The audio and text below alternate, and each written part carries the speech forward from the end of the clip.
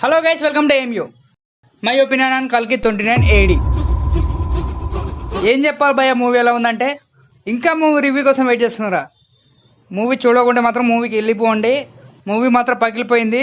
వీళ్ళ ప్రమోషన్స్ వల్ల మనకు మూవీ మీద ఉన్న హైపు దిగిపోవడం చాలా మంచిది ఈ మూవీకి.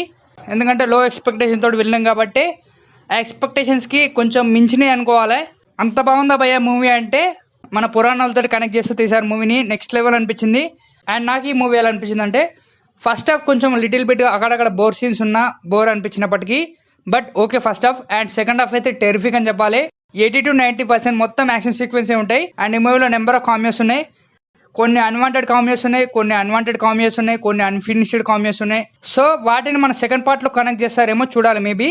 సో అవన్నీ ఏంటి, అన్ఫినిష్డ్ ఏంటి, అవసరం లేని క్యారెక్టర్స్ ఏంటి, అవసరం లేని కామియోస్ ఏంటి, వీటన్నిటి గురించి మనం సపరేట్ వీడియోలో మాట్లాడుకుందాం. బట్ ఇప్పటివరకైతే ఈ వీడియోలో మనం మూవీ ఎలా ఉందని మాత్రమే మాట్లాడుకుందాం. సెకండ్ హాఫ్ అయితే మీరు ఎంజాయ్ చేస్తారు, it's my guarantee.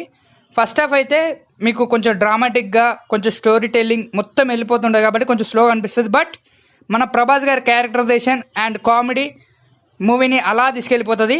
And last మన ప్రభాస్ ఇంత కామెడీ చేయడం అనేది ఎప్పుడు చూసామంటే నాకు తెలిసి నేను డార్లింగ్ తర్వాతనే ఈ లెవెల్ ఎనర్జీ మన ప్రభాస్ గారి కామెడీ ఉండడం అని చెప్పేసి ఈ మూవీ అనిపిస్తుంది నాకు.